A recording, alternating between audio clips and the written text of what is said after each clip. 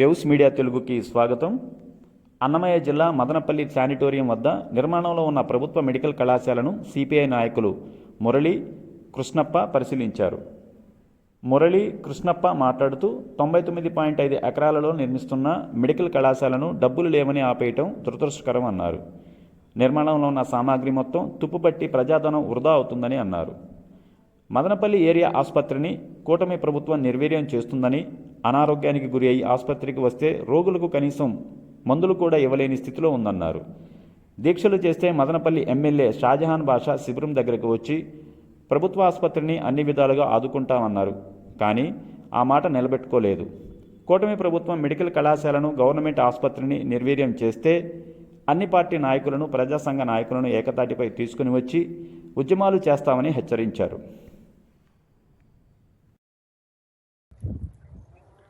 గత ప్రభుత్వంలో 2021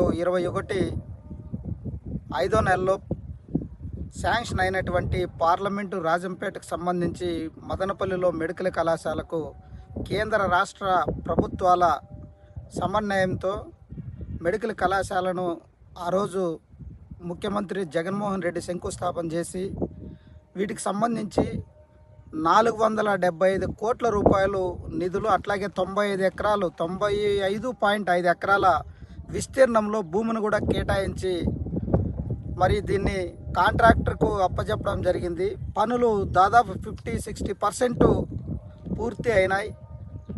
కూటమి ప్రభుత్వం వచ్చిన తర్వాత ఈ మెడికల్ కళాశాలను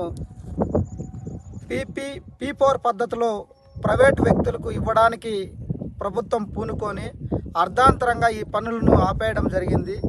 అంటే ఈ ప్రాంతంలో ఉన్నటువంటి పేద, మధ్యతరగతి, మరి బడుగు బలహీన వర్గాలకు వైద్యం చౌకగా నాణ్యమైనటువంటి వైద్యం అందివ్వడానికి ప్రారంభించినటువంటి మెడికల్ కళాశాలను కూటమి ప్రభుత్వం అర్ధాంతరంగా రద్దు చేయడం, అట్లాగే మదనపల్లిలో ఉన్నటువంటి డిస్టిక్ హాస్పిటల్లో దాదాపు 80 మంది డాక్టర్లు, సిబ్బంది ఉన్నప్పుడు వేల సంఖ్యలో ఓపీ ఉండేది, అట్లాగే వందల సంఖ్యలో అడ్మిషన్లు ఉండేటివి.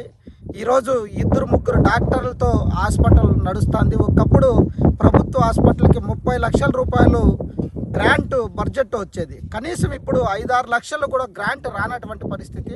హాస్పిటల్కి సంబంధించి అసలు తెల్లమాత్ర తెల్లసూది కూడా దొరకనటువంటి అయోమయ పరిస్థితి. సెలూన్కి సంబంధించి